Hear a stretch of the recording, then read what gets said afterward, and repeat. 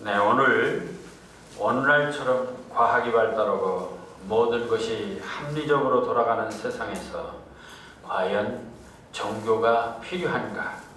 정말 하루가 다르게 발전하는 이 기술 문명을 보면서 과연 하나님은 계신 것인가? 아니, 하나님이 계시다 하더라도 앉아 계실 자리는 있는 것인가?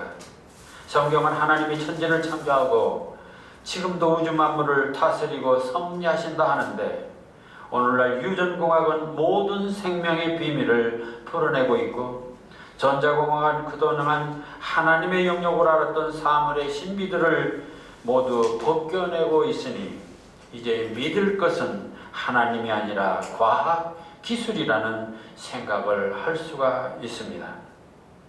그리고 그러한 과학기술을 발전시키고 있는 주체는 하나님이 아니라 바로 인간이기에 결국 인간 그 자체를 믿는 것이 더욱 중요하다는 생각을 할 수도 있습니다. 그러나 이러한 생각들은 현재만 그런 것이 아닙니다. 그것은 과거에도 그랬고 최초의 인간 아담도 그랬습니다.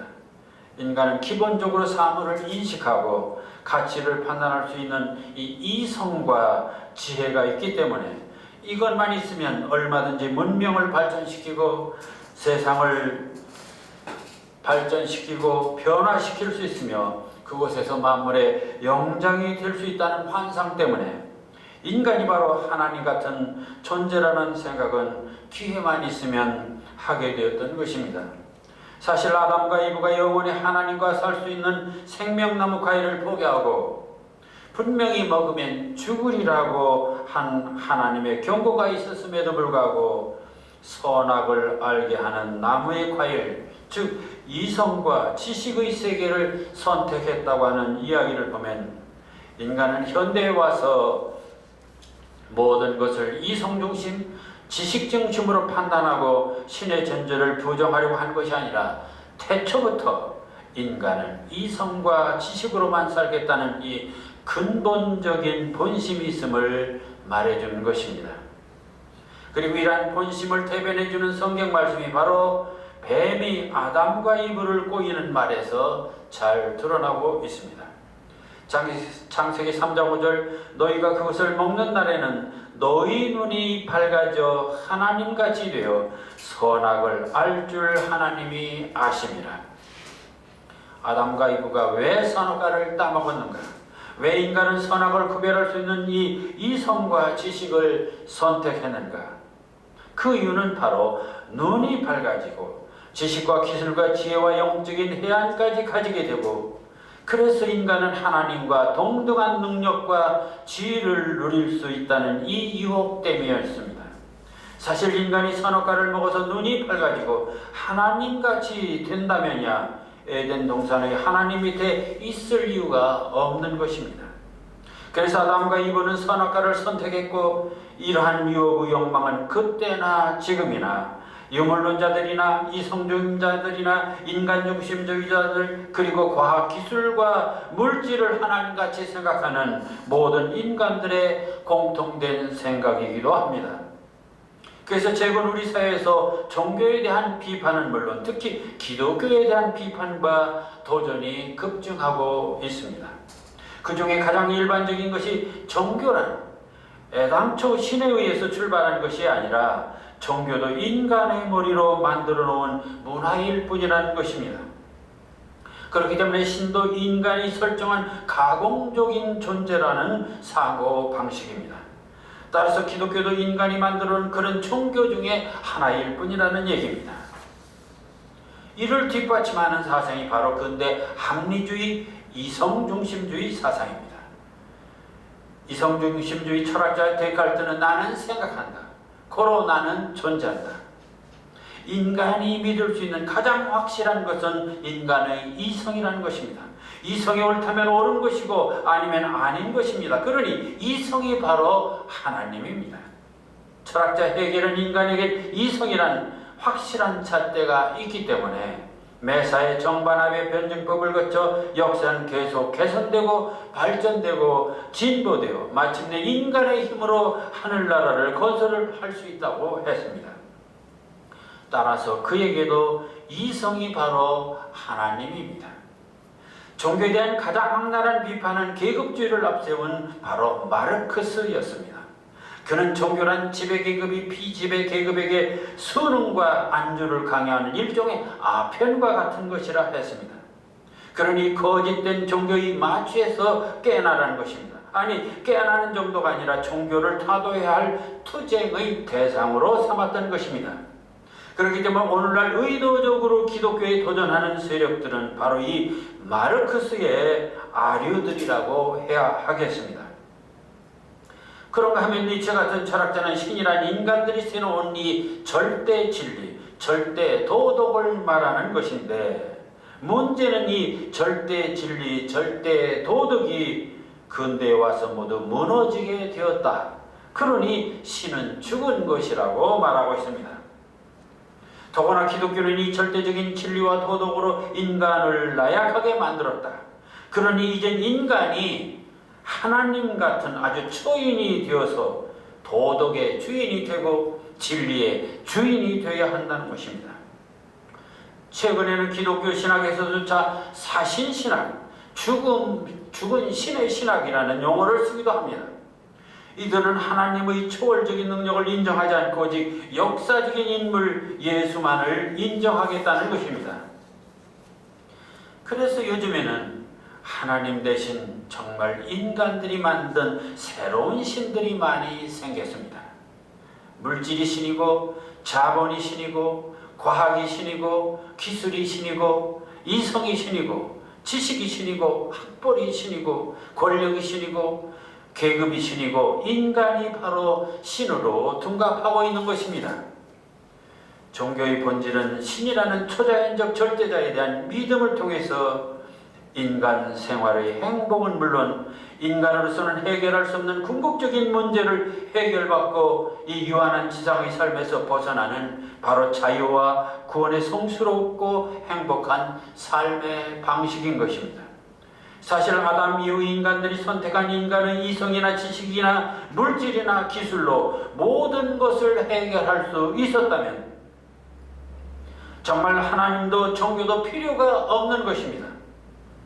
인간이 모두 하나님같이 되었는데 무슨 종교가 필요하겠습니까? 고고학자들의 말을 빌리면 인류의 기원은 약 100만 년 이상이라고 말하고 있습니다. 그렇다면 선악과를 먹고 바로 이 이성과 지식과 기술을 선택해서 살아온 세월이 바로 100만 년이 넘는다는 얘기입니다. 그쯤 되었으면 정말 진보하고 발전을 거듭한 인간들은 이제 정말 모두 하나님같이 되었어야만 하는 것입니다. 눈이 밝아져서 하나님같이 된 자가 있어야 되는 것입니다. 그러나 100만 년이 지난 오늘날 단 한 사람도 하나님같이 눈이 밝아지고 지어오른 사람이 단 한 사람도 없는 것은 웬일입니까? 도대체 선악과를 따먹고 하나님같이 되겠다고 선언한 이 아담 이후 인류 역사에서 소위 정의니 평등이니 평안이 행복이니 가난이니 불안이니 질병 그리고 전쟁, 죄악, 죽음 등 가장 절실한 인간들의 근본적인 문제들이 지금 얼마나 해결되어 있습니까? 아니 선악과를 따먹은 그때의 아담과 이브나 지금 인간들이 더 나아진 것은 또 뭐가 있습니까? 그런데도 감히 신은 죽었다고 떠들고 있을 뿐만 아니라 최근 스웨덴의 진화론자 도킨스라는 자는 무신론만이 세계를 구원할 수 있다는 참으로 해괴한 망언을 하고 있는 것입니다. 그는 철저히 신은 만들어졌다는 것입니다. 물론 인간이 만든 종교도 이 땅에는 있습니다. 연약한 인간들은 자신보다 힘이 있거나 도움이 필요로 하는 자연물들을 신으로 만들어서 섬기는 경우가 있습니다.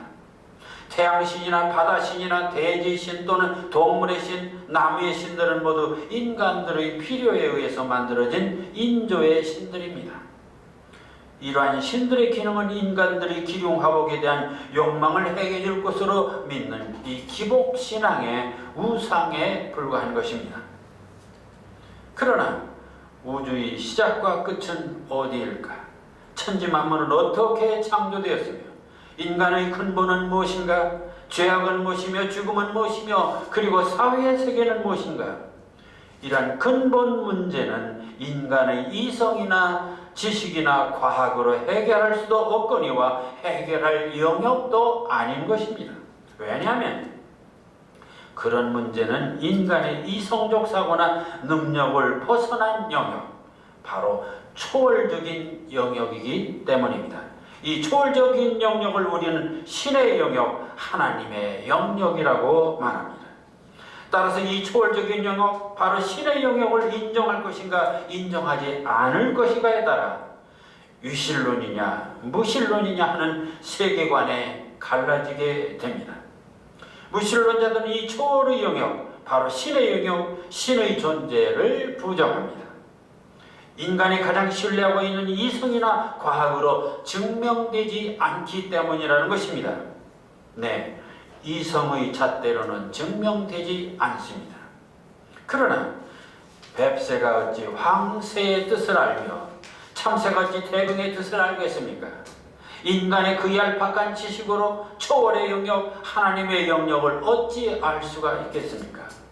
그렇다면 인간의 이성적 한계를 벗어난 이 초월적인 영역을 어떻게 인간이 인정하고 믿을 수 있다는 것입니까? 그것은 인간의 이성적 판단으로는 아는 것이 아니라 바로 초월적인 영역에 있는 하나님이 인간에게로 다가와서 우리들의 삶과 역사 속에서 활동하심을 온몸으로 느끼고 경험함으로써만 알 수 있는 것입니다. 따라서 하나님은 인간의 지식이나 기술로 만들어진 인공의 존재가 아니라 태초부터 계셔서 우주 만물을 창조하시고 인간을 창조하시고 섭리하시며 그러한 사역을 우리에게 나타나 보여주시기 때문에 우리가 그 존재를 온몸으로 경험하고 알게 되고 그를 믿고 신뢰하게 되는 것입니다. 그렇다면 이성주의자들은 또 그렇게 말할 것입니다. 경험적인 것도 진리일 수 있는가? 그리고 그것이 사실일 수 있는가라고 반문할 수 있습니다. 그렇습니다. 느낌이나 경험도 진리이고 진실이 됩니다. 그래서 서양 철학에서는 진리를 아는 방법에는 이성주의와 경험주의를 말합니다. 이성주의는 진리나 진실이 오직 이성의 판단으로만 알 수 있다 했지만 경험주의는 진리나 진실은 감각적 경험을 통해서 알 수 있다는 것입니다. 그런데도 사람들은 아직도 진리는 하나밖에 없고 그것은 아는 방법은 오직 이성적인 판단만으로 알 수 있다고 생각하는 착각을 하고 있습니다. 그런데 현대 와서는 과학자들조차 사물을 보는 관점, 즉 패러다임에 따라서 진리는 여러 모습으로 나타난다는 것을 증명하고 있습니다. 예컨대 빛의 경우 이를 물리학적 패러다임으로 보면 파장이 되지만 화학적 패러다임으로 보면 입자라는 것입니다. 그리고 그 두 대답은 다 맞는 정답이 된다는 것입니다. 이는 이성적으로 과학적으로 판단되고 증명되어야만 진리고 진실인 것이 아니라 감성적이고 경험적인 것에도 진리가 있고 진실이 있다는 말이 됩니다. 전범곤 시인의 시에 이런 시가 있습니다. 이 창가에서 들어요. 둘이서 만난 오붓한 자리 빵에는 잼을 바르지요. 아니에요. 우리가 둘이서 빵에 바르는 이 잼은 잼이 아니라 과수원이에요. 우리는 과수원 하나씩을 빵에 얹어 먹어요. 여러분 아침에 빵에 잼을 발라드리면서 어떤 생각을 하십니까? 이성적으로만 사는 사람은 빵을 보고 이게 현미빵인가 옥수수빵인가 잼은 포도잼인가 딸기잼인가를 생각하면서 빵 한 조각으로 아침을 때우고는 출근을 서두르거나 하루 일과를 골몰할 것입니다. 그런데 시인 전범곤의 식사법은 다릅니다. 비록 빵 한쪽 잼을 발라 먹더라도 부부가 창가에 다정히 앉아 빵에 잼을 발라 먹는데 이들은 엉뚱하게도 빵에 잼을 발라 먹는 것이 아니라 과수원 하나씩을 얹어 먹는다 했습니다. 이성적으로 생각하면 잼이란 과일을 설탕에 졸인 식품일 뿐입니다. 그리고 그러한 인식은 이성적으로 맞는 말입니다. 그러나 잼을 과손이라고 말하는 이 시인의 표현도 감성적인 관점, 시적인 패러다임으로는 너무나 진실한 말입니다. 여기서 우리는 이성적 판단에만 진실이 있는 것이 아니라 상상적 판단에도 진실이 있으며 더욱 놀라운 것은 오히려 이성적인 진실보다 시적인 상상의 진실이 훨씬 삶을 아름답고 풍요롭게 하고 있음을 보게 되는 것입니다. 따라서 기독교란 종교를 이해하는 데는 먼저 진리나 진실을 인식하는 길은 이성적 판단에만 있는 것이 아니라 경험적인 사실에도 있고 감성적 느낌에도 있고 보는 관점 즉 사물을 보는 패러다임에 따라서 다양하다는 사실입니다. 세상에는 하나의 답만 있는 것이 아니라 푸는 방법에 따라 여러 가지 답이 있다는 사실을 알아야 합니다. 이처럼 진리나 진실을 인식하는 방법이 다양함을 과학이 증명하고 있는데도 아직도 신의 문제나 초월적인 존재의 문제를 이성이나 과학의 잣대로 설명하겠다는 사람들이 있다면 이는 바로 시대착오적인 그러한 무지가 아닐 수 없는 것입니다. 앞서 말씀드렸듯이 기독교에서 여호와 하나님은 그리고 기독교의 진리는 인간이 만든 이성의 산물이 아니라 태초부터 계셔서 우주 만물과 인간 삶 속에 끊임없이 역사하고 계시고 섭리하심을 그분 스스로가 나타나 보이시기에 우리는 체험적으로 경험함으로써 알게 되는 진리입니다. 이렇게 하나님이 우리에게 나타나심을 신학적으로는 신의 현현 또는 성현, 이 데오펜이라고 말하게 됩니다. 기독교의 성경 66권이란 그럼 무엇인가? 그것은 하나님이 우리에게 나타나셔서 역사하신 사실 체험을 기록한 책입니다.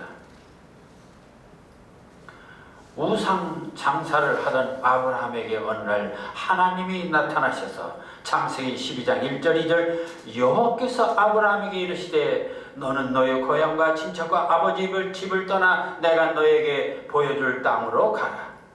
내가 너로 큰 민족을 이루고 내게 복을 줘 내 이름을 창대케 하리니. 하나님은 이렇게 일방적으로 아브라함에게, 야곱에게, 모세에게, 이스라엘 민족에게 나타나셔서 그의 뜻을 시행하셨고 마침내는 인자로 나타나시어 인간 구속의 대업을 구체적으로 실천하신 것입니다. 요한복음 1장 14절 말씀이 육신이 되어 우리 가운데 거하심에 우리가 그의 영광을 보니 아버지의 독생자의 영광이요 은혜와 진리가 충만하더라.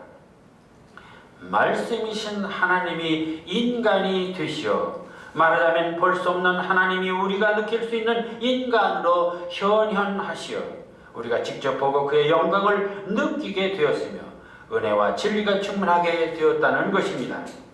이렇게 하나님은 직접 인간으로 현현하시어 그의 존재를 보이시기도 하지만 말씀으로도 보이시고 특히 자연현상을 통해서도 그의 존재를 보이십니다. 그렇게 우리가 하나님을 믿는다는 것은 우리가 그분의 현현을, 그분의 나타나심을 체험하는 것이고 그 체험에 감격하며 그분께 영광을 돌리는 것입니다. 오늘 우리가 봉독한 시편 29편은 바로 시인 다윗이 하나님의 현현, 하나님의 나타나심을 체험하고 고백한 하나님 체험의 노래입니다. 그런데 하나님의 나타나심에 대한 체험치고는 아주 독특하고 놀랍고 은혜롭습니다. 시인 다윗은 이 시편 이 시의 1, 2절을 서두에서 너의 권능 있는 자들아 먼저 여호와에게 모든 영광을 돌리고 예배하라고 명령합니다. 여기서 흥미로운 것은 너의 권능이 있는 자들입니다. 이 권능이 있는 자란 누구일까요? 하나님의 일을 돕는 천사입니까? 세상의 권력자들입니까? 그런데 히브리어로는 베네 엘렘, 너희들의 아들들아 라는 뜻입니다. 근데 이 성경 마지막에 보면 11절에 보면 여호와께서 자기 백성에게 힘을 주시며라는 구절을 본다면 바로 이것은 선민 이스라엘의 모든 백성을 지칭한 것이고 신앙적으로 보면 피조물인 모든 인간들을 말한 것이라고 해야 하겠습니다. 따라서 하나님이 택한 이스라엘 민족뿐만 아니라 하나님의 피조물인 온 세상 인간들아, 이성과 지식과 기술이 있다고 교만 떨고 잘난 체하지 말고 여호와께 모든 영광을 돌리고 그에게 예배하라는 것이 바로 이 시의 출발입니다. 근데 2절에서는 여호와의 이름에 합당한 영광을, 즉 만유주 여호와이신 것을 알고 그에게 걸맞는 예배를 하라고 했습니다. 아무 옷이나 입고 예배하는 것이 아니라 거룩한 옷을 입으라 했습니다. 이는 겉으로도 거룩한 옷을 입어야 하지만 특히 마음으로 신령으로 진정한 옷, 바로 온유하고 안정된 이 심령의 옷을 입고 예배해야 한다는 얘기입니다. 하나님을 찬양하는 찬양시나 신앙시의 구성을 보면 이처럼 서두에 하나님을 찬양하라, 송축하라, 예배하라는 이 선언적이고 권면적인 문장이 시편에는 이렇게 나오고 있는데 이를 선언적 찬양이라고 했습니다. 그 다음에 왜 찬양하고 영광을 돌리고 예배해야 하는가를 구체적으로 열거하게 되는데 이것을 우리는 기술적 찬양이라고 했습니다.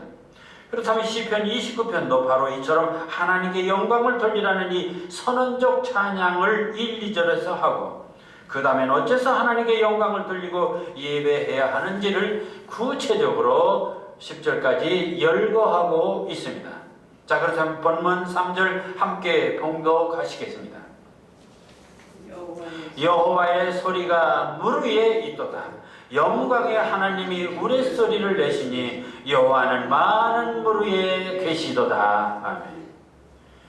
여호와의 소리가 물 위에 있도다. 시인은 지금 하나님이 저 높은 하늘에 계신 것이 아니라 바로 지상의 모든 물 위에서 하나님의 소리를 내고 계시다 했습니다. 지금까지 하나님의 나타심은 대체로 시각적으로 나타나십니다. 예를 들어서 시편 23편 여호와는 나의 목자시니 이는 시각적으로 경험할 수 있는 표현입니다. 그런데 이 구절에서는 눈으로 볼 수 없고 철저히 소리를 통하여서 청각적으로 현현하심, 소리로 하나님이 나타나심을 알게 됩니다. 그렇다면 하나님의 소리는 구체적으로 이 시에서 어떤 소리였을까요? 그것은 바로 거기서 말한 것처럼 여호와 영광의 하나님이 우레소리를 내시니, 우레소리입니다. 천지를 진동하시는 뇌성병력, 바로 천둥치는 소리입니다. 이 천둥치는 소리가 물 위에 있고 이 소리를 들으니 하나님이 물 위에 계시다는 얘기를 하고 있습니다.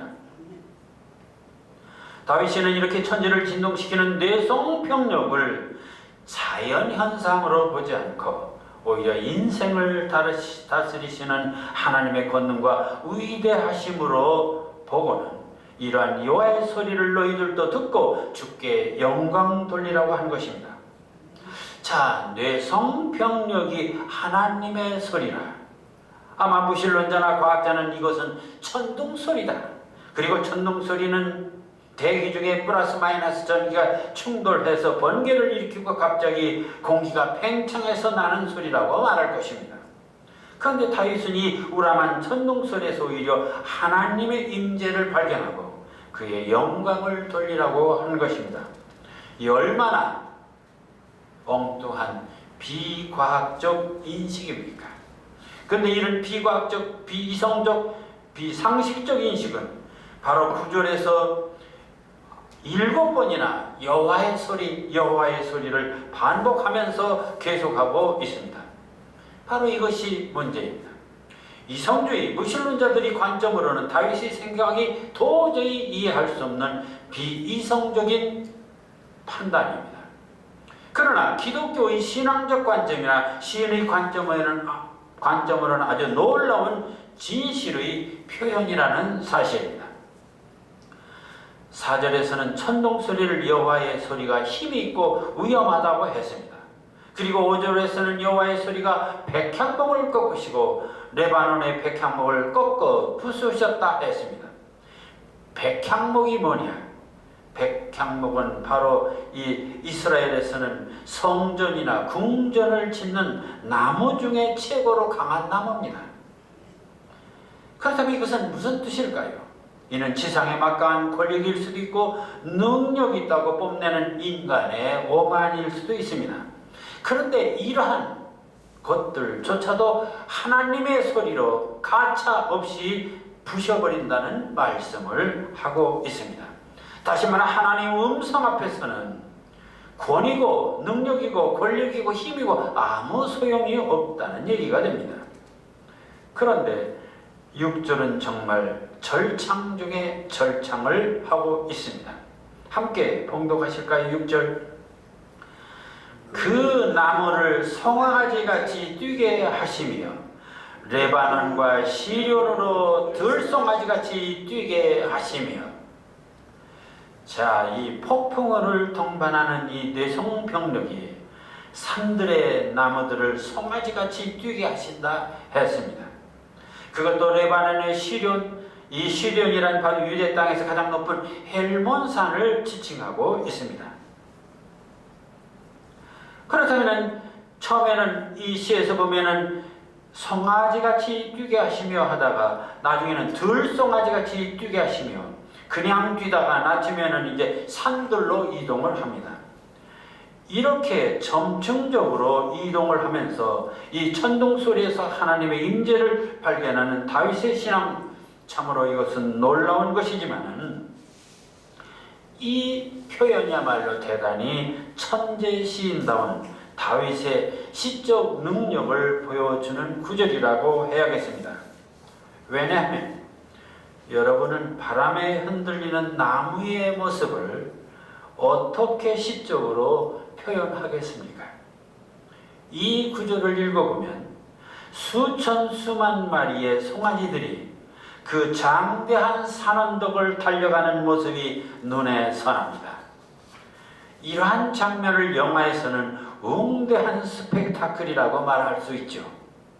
이 장면은 그 규모도 웅장하지만 모두가 힘차게 뛰어달리는 모습이 정말 힘있고 생명력이 넘치는 정말 장관일 뿐만 아니라 이 자연을 마음대로 부리시는 이 하나님의 이 막강한 자연을 연출하시는 힘도 우리는 보게 되는 것입니다.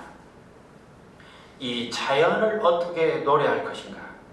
1930년대 정지용 씨는 바다라는 시를 쓴 일이 있습니다. 그 구절에 이런 구절이 있습니다. 바다는 뿔뿔이 달아나려고 했다. 푸른 도마뱀떼같이 체제 발렸다. 꼬리가 이루 채피지 않았다. 이 시를 보고 많은 사람들이 바다의 물고기를 푸른 도마뱀떼같이 체제에 발렸다는 표현에 모두 감탄했습니다. 그 신선함과 생동감이 있기 때문입니다.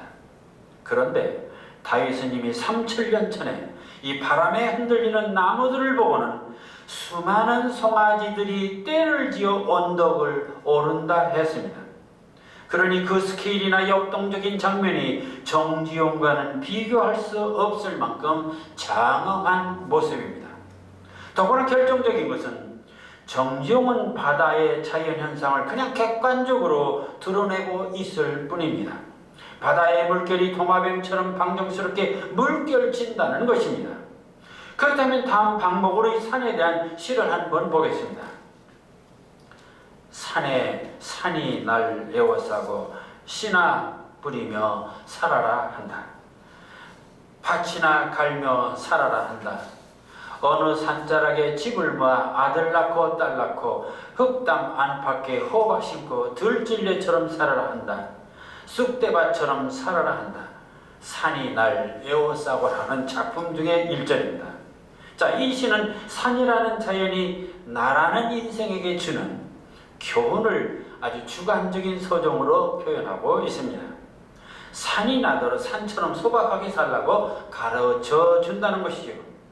이처럼 일반 시인들의 작품 속에서는 이 자연에 대한 시적 표현이 대개가 자연현상을 다른 사물 이미지로 객관화하거나 아니면 자연과 인생을 비교하면서 주관적으로 동일시하면서 표현하는 것이 일반시의 보통 모습입니다.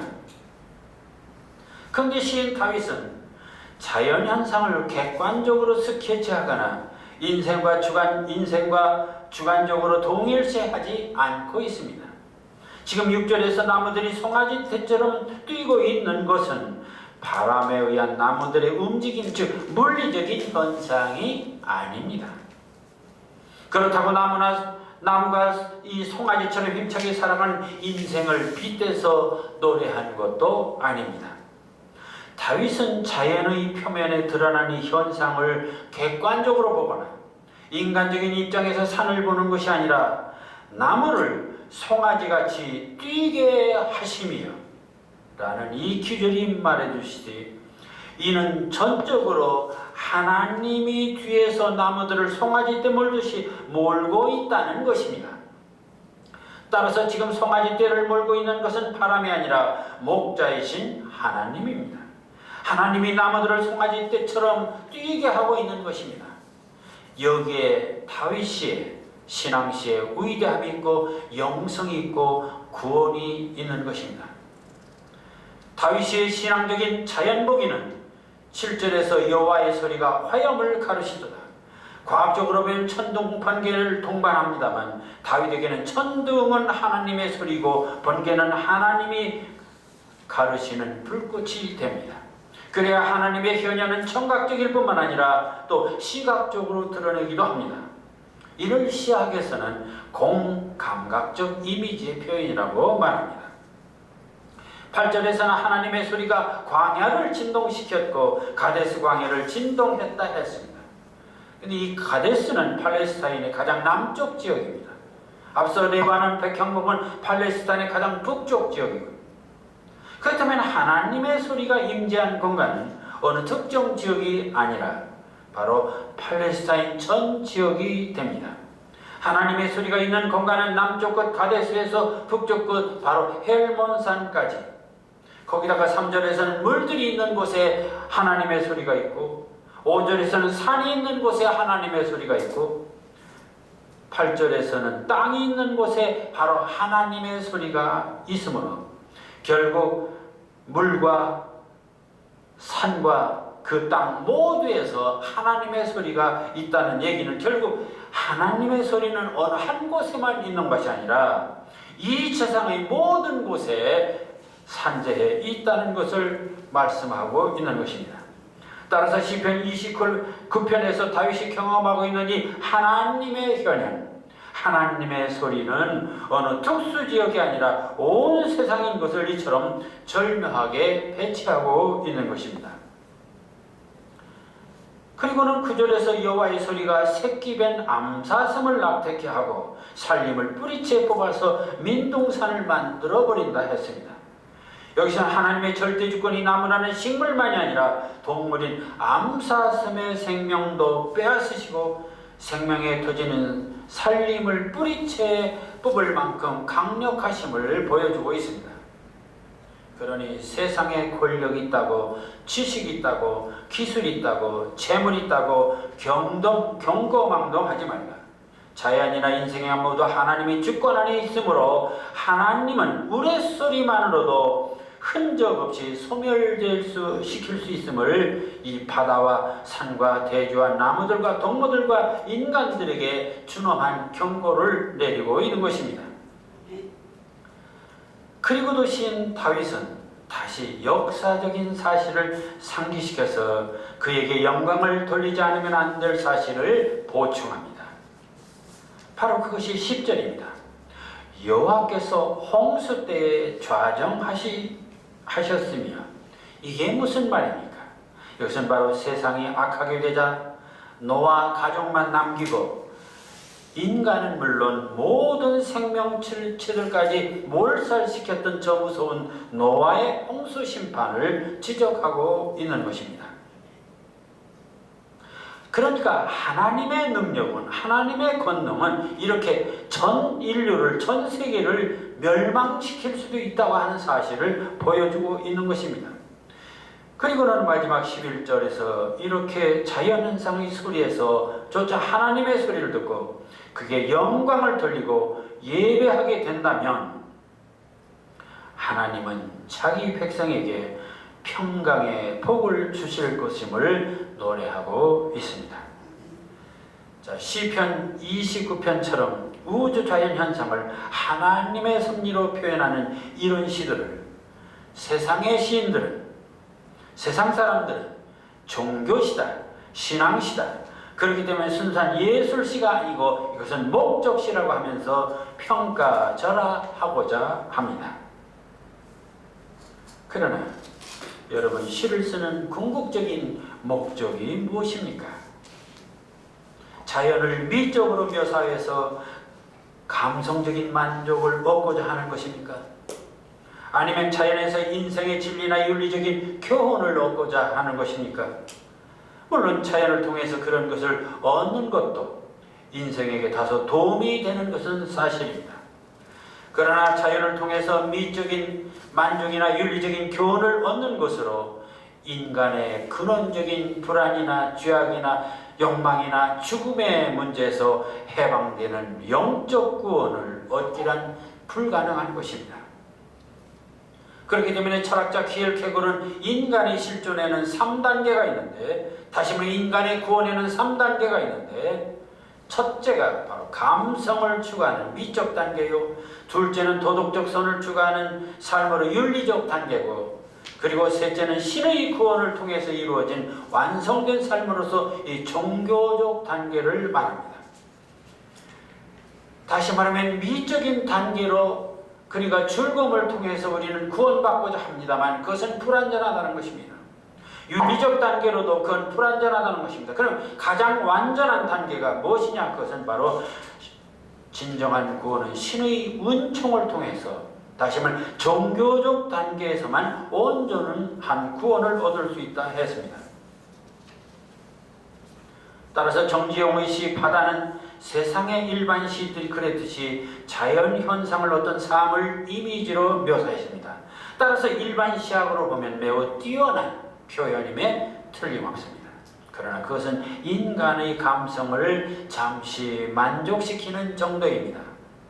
박목으로의 산이 날리워싸고는 자연에서 인생을 배우는 윤리적 교훈이 있습니다. 그러나 그것도 인간적인 노래일 뿐 초월적인 영적인 구원의 노래가 되지는 못하고 있습니다. 그런데 다윗의 자연에 대한 시는 일반 시의 조건인 이런 시적인 메타포나 감동적인 리듬도 잘 구사하고 있지만, 거기다가 자연을 인간의 미적 대상이나 윤리적 대상으로 보지 않고 하나님의 절대 주권하에 있는 피조물로 보고 있습니다. 그렇게 우리들은 인간의 백성이 아니라 그의 백성이 될 때 오히려 평강의 복이 있으리라고 말하고 있습니다. 이러한 확고한 영적 구원의 신앙을 드러내기 때문에 그의 시는 인간의 시를 뛰어넘는 영성의 시, 바로 신의 시, 네오 포에트리가 되어서 감동과 은혜가 충만한 구원의 노래가 되고 있는 것입니다. 사랑하는 성도 여러분, 비바람 몰아치고 천둥 번개가 요란할 때 어떤 생각을 하십니까? 그것은 그냥 지나가는 자연 현상이라고 생각하십니까? 그러나 다윗은 여호와의 소리가 물 위에 있도다, 여호와의 소리가 힘있으며 여호와의 소리가 위엄차도다. 이 얼마나 더 엄숙하고 행복한 노래입니까? 그러나 여호와의 소리가 어찌 천둥 번개에만 있겠습니까? 바라기는 맑은 하늘에도, 일상에서도, 꿈속에서도, 내 심장의 박동에서도, 그리고 이름 없는 불꽃에서도 또렷한 여호와의 소리를 들으며 주께 영광 돌리고 주의 백성이 되어 구원의 복을 누리는 저와 여러분이 되기를 주님의 이름으로 축원합니다. 기도하겠습니다.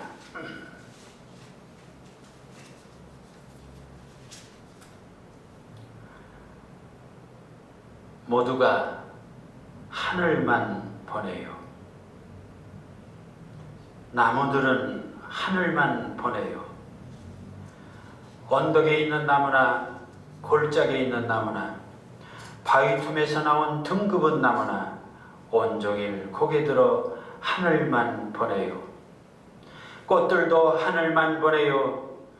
알록달록 고운 옷 입고 방긋방긋 웃어대며 할렐루야 할렐루야 온종일 찬양하며 하늘만 보내요. 땅도 바다도 하늘만 보내요.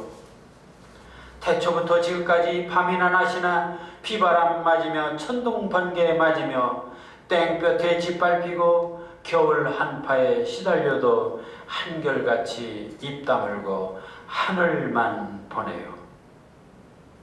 주여, 나도 앞만 보지 말고 맑고 푸르른 저 하늘만 보게 하소서. 그래요, 맑고 푸르른 당신의 자상한 소리도 듣게 하소서. 예수님 이름으로 기도하옵나이다. 아멘.